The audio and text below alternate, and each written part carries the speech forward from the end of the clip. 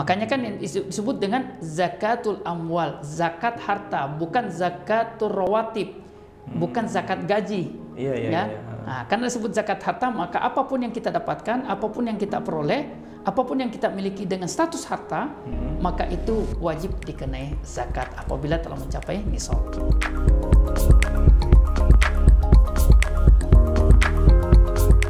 Assalamualaikum warahmatullahi wabarakatuh. Pemirsa BMH TV dimanapun Anda berada, kita bertemu kembali dalam segmen Q&A bersama Ustadz Naspi di sini.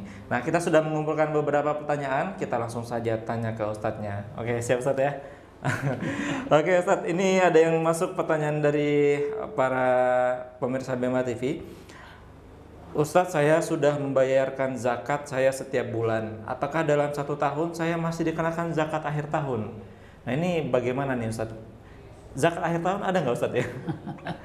Silakan Ustadz. Ya, baik. Bismillah, salatu wassalamu ala Rasulullah. Pemirsa BMH TV yang saya hormati, pada dasarnya zakat itu bersifat haul, bersifat 1 tahunan, ya. Artinya dihitung berdasarkan kalender. Ya. Sehingga kalau kemudian misalnya seseorang itu memiliki satu harta tertentu pada tanggal 15 Rabiul Awal, maka 1 tahunnya itu berakhir pada tanggal 14 Rabiul Awal di tahun setelahnya. Itulah haul. Ya. Maka seseorang sudah wajib untuk menghitung zakat hartanya dengan hitungan haul seperti ini. Nah, alhamdulillah beberapa tahun terakhir proses atau fenomena pembayaran zakat itu berkembang. Lalu ada pola yang dianggap sesuatu yang baru, yaitu bagaimana zakat ini dicicil setiap bulannya. Ya. Tentu hal ini secara singkat dapat dilakukan, tapi dengan syarat bahwa akumulasi dari penghasilan setahun itu memang telah mencapai nisab. Jadi tidak sekedar bahwa setiap penghasilan dikeluarkan zakatnya setiap penghasilan dikeluarkan zakatnya setiap bulan, lalu tidak dihitung apakah akumulasinya setahun itu mencapai nisab atau tidak. Itu yang pertama. Kemudian yang kedua, kalau telah dikeluarkan setiap bulan, ya, zakat penghasilannya itu, maka itu sudah cukup dan tidak perlu lagi untuk dikeluarkan zakatnya pada akhir tahun. Ya, karena dalam kitab Al-Amwal dinukilkan hadis riwayat Abu Ubaidah bahwa harta itu tidak boleh ditarik berkali-kali. Artinya tidak boleh dipaksakan atau dikeluarkan zakatnya 2 kali. Ya, cukup sekali. Karena zakat yang dikeluarkan setiap bulannya dari penghasilan kita adalah untuk meringankan, litakhfif wa taisir, meringankan kita untuk mengeluarkan zakat. Ya, sebenarnya itu adalah zakat tahunan. Cuman kita keluarkan setiap bulan agar tidak terlalu berat ketika diakumulasikan atau menunggu 1 tahun. Karena kalau sudah diakumulasikan, khawatirnya dihitung-hitung terlihat berat atau terasa banyak, sehingga itu membuat orang-orang menjadi berat mengeluarkan zakatnya. Iya, siapa tahu di akhir tahun uangnya sudah habis ya, sudah dipakai buat yang macam-macam ya. Itu untuk menghindarkan juga dari pengeluaran-pengeluaran insidentil yang mendadak, yang membuat harta kita menjadi tidak cukup nisabnya dan membuat kita batal untuk berzakat. Oke, tapi Ustadz, kalau menghitungnya apakah kan kita sudah tahu lah akumulasi gaji kita ini dalam setahun berapa gitu ya bagi yang profesi ya. Ini yang dihitung apanya Ustadz? Apakah gaji pokok saja atau termasuk bonus, hadiah atau apa dari penghasilan tambahan juga Ustadz, kan punya bisnis sampingan. Yang dihitung apanya Ustadz yang kita bayar ini? Ya, semua yang kita peroleh, yang kita hasilkan dan itu statusnya adalah harta, maka itu dikenai zakat atau zakatul amwal. Ya, apakah dengan jalur bonus ataukah jalur insentif dan lain sebagainya. Ya, kalau memang itu kita terima dengan status dan namanya itu harta, maka diakumulasikan dengan gaji.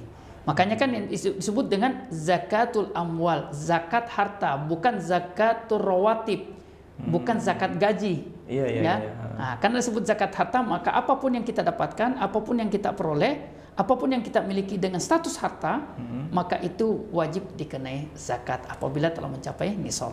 Oke, jadi semua bonus jangan ada yang ngeles lagi. Wah, ini kan bonus bukan gaji saya gitu ya. Tidak bisa ngalih lagi gitu ya. Tidak bisa menggunakan alasan itu lagi.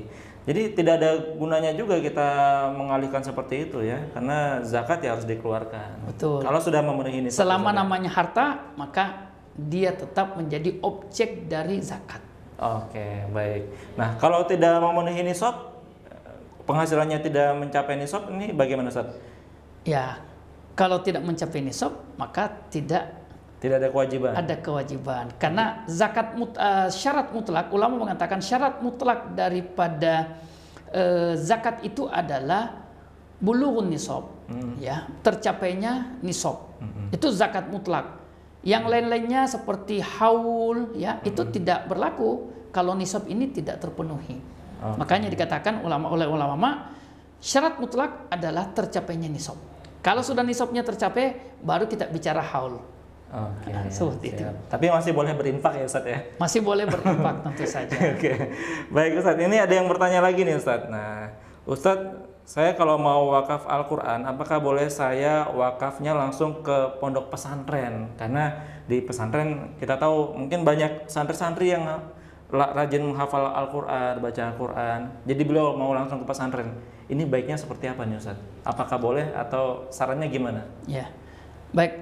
Prinsip kebaikan itu, baik sedekah, infak, zakat, wakaf, bukan sekedar bagaimana kebaikan itu sampai kepada penerima maslahat, ya. Tapi juga bagaimana nilai maslahat dari kebaikan itu, ya, misalnya nilai maslahat dari zakat kita, infak kita, wakaf kita, itu bisa dirasakan seluas-luasnya, sebanyak-banyaknya, selama-lamanya. Ya, lebih lama lebih baik, ya, lebih banyak lebih baik, lebih luas lebih baik. Ya, maka disinilah peran penting dari lembaga-lembaga amil zakat seperti lembaga amil zakat Baitul Mal Hidayatullah. Karena seperti lembaga amil zakat Baitul Mal Hidayatullah, ya, dia memiliki database penerima-penerima manfaat, ya, yang bisa menjadi tempat pendistribusian wakaf Quran, wakaf tanah, sodako, infak dan sebagainya. Ya, sehingga ini akan membantu untuk kemudian nilai maslahat dari kebaikan atau zakatnya muzaki, ya, atau sodakoh yang kita keluarkan itu bisa dirasakan lebih banyak orang, bisa dirasakan lebih lama waktunya, dan bisa dirasakan seluas-luasnya. Ya. Karena secara personal kita ini terbatas, aksesnya, database-nya, informasinya terbatas. Berbeda dengan lembaga amil zakat yang sudah rapi, yang sudah banyak cabangnya, sehingga kemudian informasi-informasi yang berhak menerima dari kebaikan-kebaikan kita itu tentu lebih banyak. Nah, ini bukan berarti bahwa tidak boleh, boleh melaksanakan wakaf Qur'annya sendiri, tapi dikhawatirkan, ya, kuantitasnya kita dapat, tapi kualitas wakaf kita itu tidak sebagaimana kualitas dan kuantitas kalau kita berwakaf atau bersodakoh atau berzakat melalui lembaga amil zakat seperti BMA. Oke, baik ya. Saya jadi keinget pernah lihat video Ustaz tayangan. Jadi di satu kampung ada yang orang miskin sekali, jadi semuanya ngasih zakat ke dia. Padahal di sebelahnya ini ada juga yang dia berkebutuhan tapi tidak tersalurkan karena dia tidak terpublish gitu ya. Ya, jadi ini fungsinya manajemen atau BMA. Betul, ya? Sehingga kebaikan itu juga butuh manajemen. Iya. Karena itu terjadi dan itulah yang kita hindari dengan keberadaan lembaga-lembaga amil zakat. Sehingga pendistribusiannya itu lebih merata. Karena ada yang punya akses misalnya. Tentu dia lebih berpotensi untuk mendapatkan yang lebih banyak dari yang tidak punya akses.